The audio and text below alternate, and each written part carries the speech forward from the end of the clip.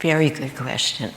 Really a very good question, and an issue that's real for all of us, whether everybody's aware of it or not.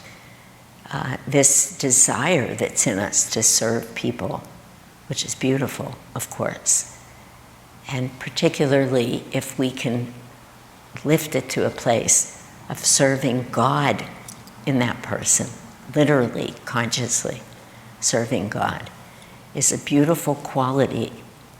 But very often we get mistaken, and we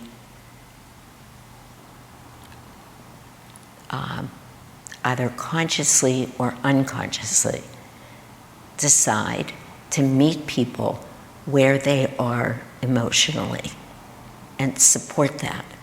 And it looks like loving kindness. We maybe hold them too long. We offer them either pity or what we think is empathy or compassion for too long. It's a very human quality, but it's not a quality. I mean, you're right, you're asking this question that we want to stay with. It is very, very hard to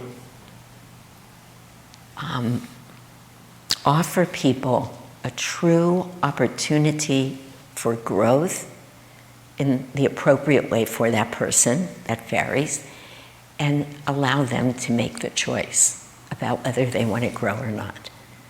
And you see this very often in couples, very often, where one or the other, with thinking that they're being very loving, supports the person to stay in their delusion.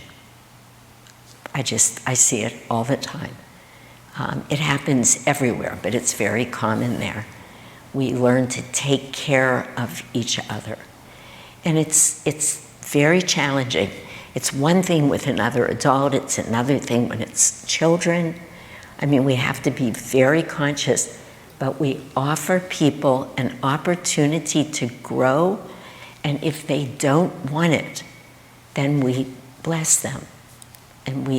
But we don't get caught helping them, being part of how they feel comfortable where they are. And that takes practice and a real knowing in your heart, a real knowing of what truth and truly loving somebody is. Truly loving somebody is not feeling sorry for them or, as you're saying, embellishing their shortcomings. That's not loving. They will love you for it, but not only will they not grow, you will find yourself with your energy contracted.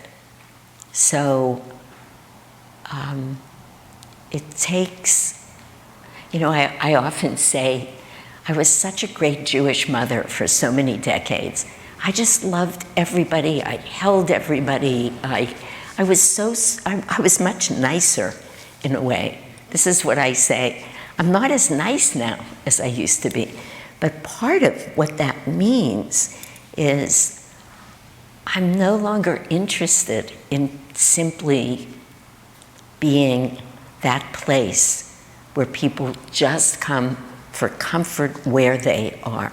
I want to be near, I want to draw people to me who are interested in growing. And then, as many of you know, both in this room and out of this room, I'm a hugger. I love to hold people. I love to help people. But I'm stern about it now. And it's not a bad thing. It's just not all of that helping them wallow in whatever it is. It's being willing to say, here's a way out of it, or here's a way out of it. And if they don't want it, it's fine. But it takes incredible consciousness,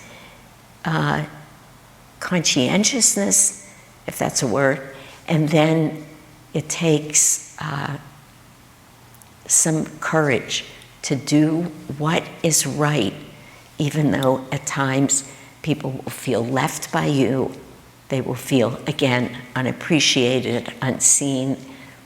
They become very emotional, and that's okay. You know, it's not our job to fix people. It's not.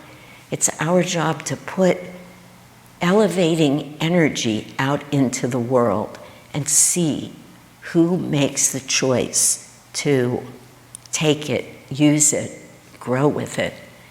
And we can't be discouraged with the fact, and I really mean this, it's very early Dwapara Yuga, very early. And most people won't take what you're offering. They won't. They just stay. And that doesn't mean we turn our hearts off, though. We can continue to love them, but we don't continue to be part of the problem. We become part of the solution, and the choice is theirs. So I hope that's helpful, because there's an art that goes along with this. I mean, it's the art of communication, really. So we're not hurting people that they may feel hurt, which is what's tricky. We're not hurting them, but they may feel hurt.